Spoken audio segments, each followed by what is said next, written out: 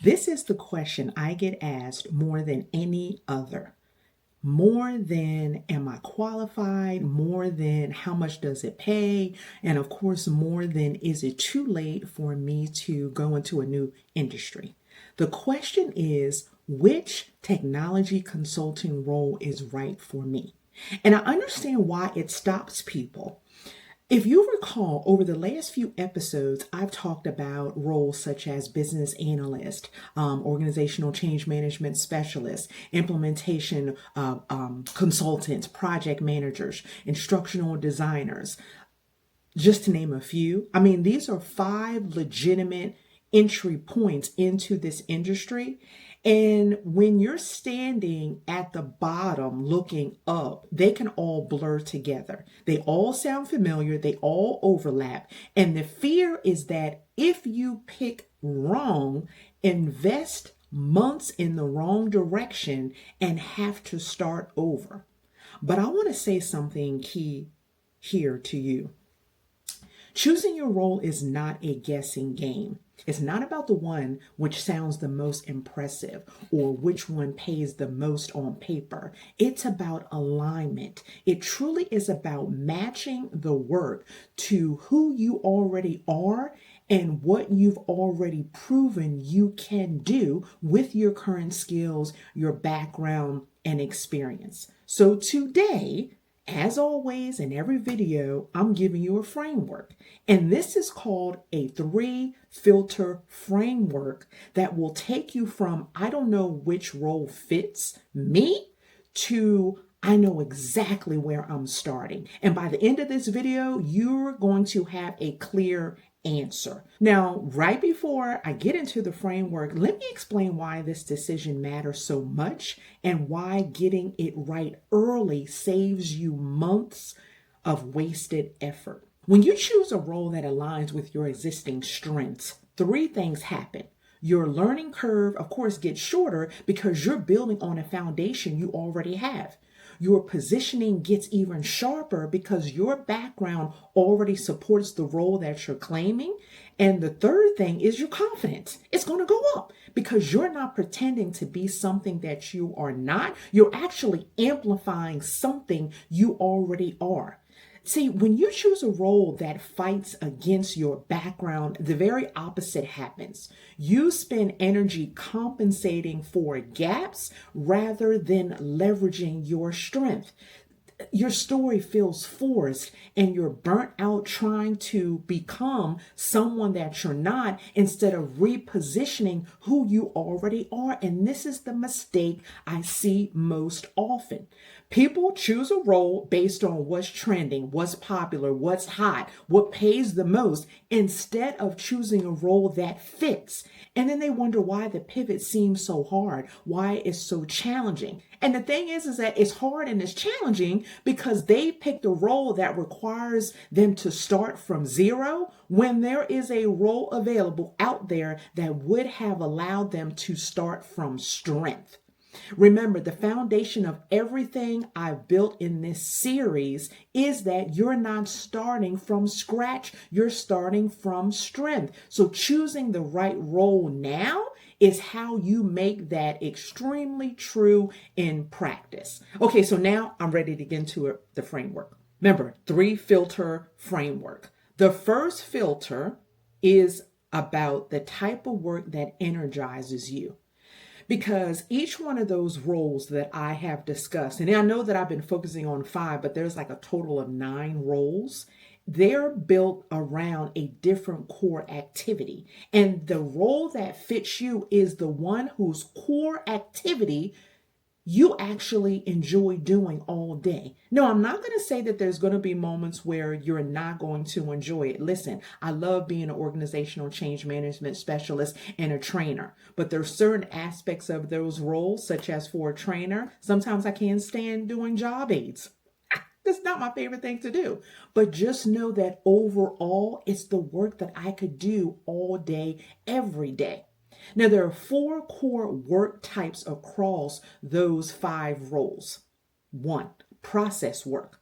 This is mapping how things flow, finding the gaps, and designing better systems. If you're a person who looks at a messy workflow or a process and immediately sees how it should run, you are drawn to process work, and that points to a business analyst. People work. Number two. This is guiding humans through change, managing resistance, and building buy in. If you're the person others come to when they are anxious about a transition, if you're the one that can read a room and calm it down and shift what's going on, you're drawn to people work. And that, of course, points to organizational change management. Number three, project work. Now, this involves coordinating moving parts, managing timelines, and keeping everyone accountable to the plan. If you're the person who naturally organizes chaos, tracks the details, and you love making sure that things get done, you're drawn to project work, and that points to a project manager or even project coordinator or even an implementation consultant. Content and teaching work, number four. This is breaking down complex things, building learning materials, and helping people gain new skills.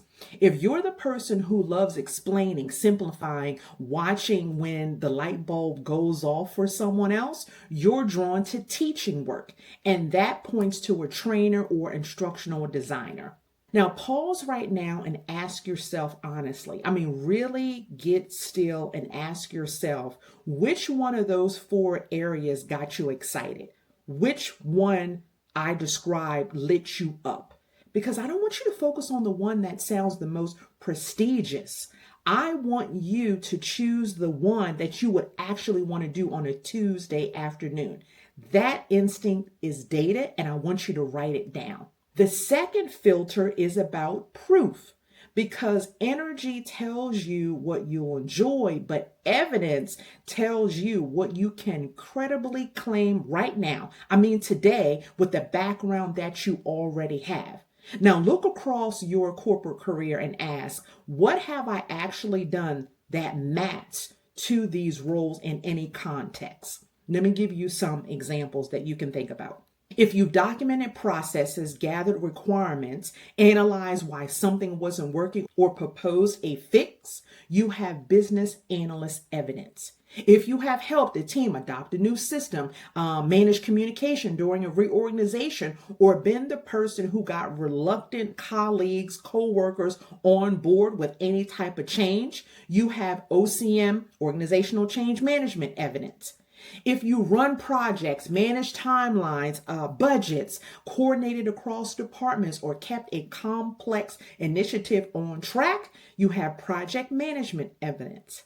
If you have configured systems, supported software rollouts, managed vendor relationships during an implementation, or you have been the go-to person when a new tool has launched, you have implementation consultant evidence. And the last one, if you train employees, built onboarding materials, created documentation, or delivered any type of instruction, you have trainer or instructional design evidence. Now, let me explain what makes this filter powerful, because most of you will find evidence for 2 to 3 roles. That's normal. Your career hasn't been lived in a single lane, but you'll notice that one of them has the most evidence. Which one has the deepest examples, the strongest stories that you can draw from? That's your signal. Write down the role where your evidence is the strongest, and now you have 2 data points: where your energy goes, meaning that what would you love to do on a Tuesday, or what you look forward to do on a Monday, and where your proof lives. Now, the third filter is about demand, because the ideal role sits at the intersection of what you enjoy, what you can prove, and what the market is actively hungry for. Your industry background creates a natural pull towards certain roles because of where demand concentrates. And let me give you a few examples. Just bear with me. I'm going to give you like 5 examples. If your background is in human resources, HR, the market pulls you hardest towards organizational change management and human capital management. So HCM and OCM for short. That type of work, because organizations implementing Oracle, Workday, or similar platforms desperately need people who understand the workforce side of the change. Example number 2, if your background is in finance or accounting, the market pulls you towards business analyst or implementation consultant roles on ERP, enterprise resource planning, finance modules, because someone who understands the numbers underneath the system is rare and extremely valuable. If your background, example number 3, if your background is in healthcare administration, the market is going to pull you towards implementation or OCM work in healthcare IT, which still continues to be one of the fastest growing, highest paying segments in the entire tech consulting industry. Number 4, if your background is in operations or supply chain, the market pulls you towards business analyst or implementation roles on ERP operation modules because you understand the processes the system is meant to support. And the last example, example number 5, if your background is in education, training, anything instructional, the market pulls you towards the trainer or instructional designer roles that every single implementation requires, and almost no one fills it quickly and sometimes fills it well. I'm just going to be honest. Now, layer this third filter on top of the first 2. So you have where your energy goes, what you would love or enjoy doing, where your evidence/proof lives, and where the market is pulling your specific background.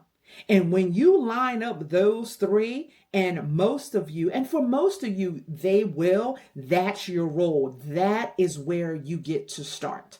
Now, I'm going to be honest about something because I really don't want to oversimplify this. Sometimes the 3 filters don't perfectly agree.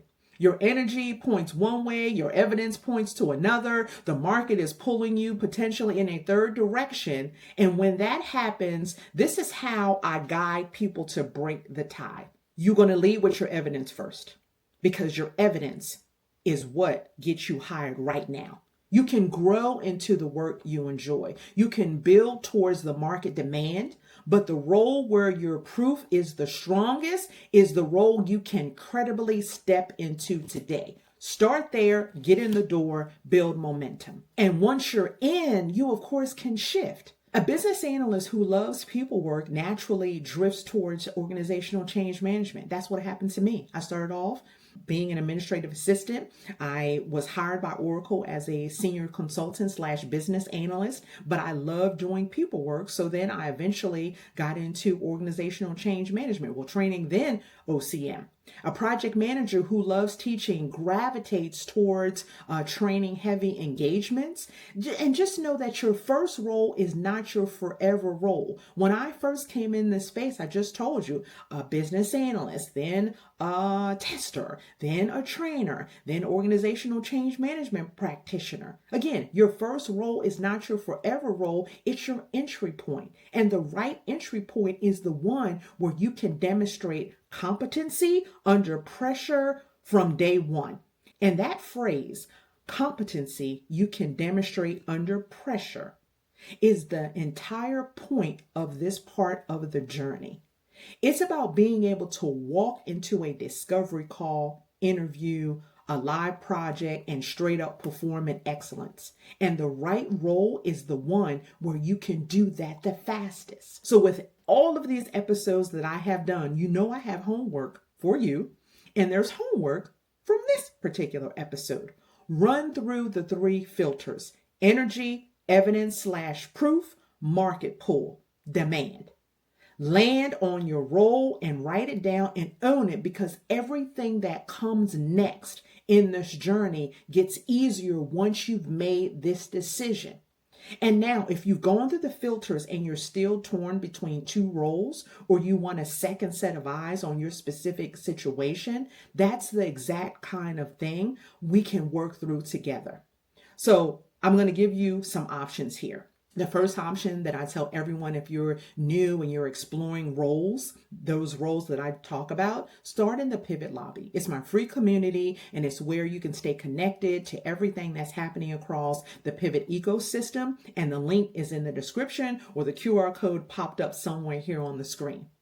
Now, when you're ready for a direct conversation about your specific background and which role is the right starting point for you, the next step is a pivot assessment call. That's a focused one-on-one call with me where we will look at your experience, goals, and map your path, including the role that fits you best.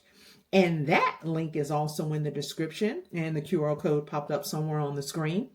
And then also, this is something that I'm so excited because I've never done this before. I've opened a small cohort, like a founding group, to a new 90-day challenge called Mission Possible September. It really is all about, and again, I've never done this before. I'm so excited. It really is about getting you ready for the role that you choose. So a real role, so a change analyst, business analyst, implementation consultant, before the fall hiring wave. If you've been following me, you know that I talk about that there's certain times of the year that hiring goes on bananas, meaning that it is a huge hiring frenzy.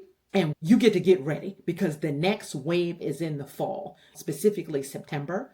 I just have a handful of founding seats that I'm offering at a special price. Again, it's the summer challenge, and we begin the week of June the 29th. That QR code also popped up on the screen, and the link is also in the description box.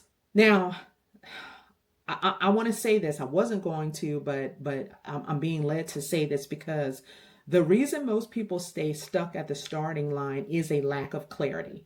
They can't move because they don't know which direction to move in. You don't have that excuse anymore. You have a framework: energy, evidence, market pull. Complete it, and you'll know where to start. Pick your role, claim it, and get ready. Please, because next week, in the next episode, I am going to be closing out your consulting identity completely. Recap, because this is what we've done. You've built your pivot statement. You have your bio, you have completed your LinkedIn narrative, and next week we're going to build the last piece, which is your elevator pitch. I'm so excited about it. What you actually say out loud when someone looks at you and asks, "So what do you do?"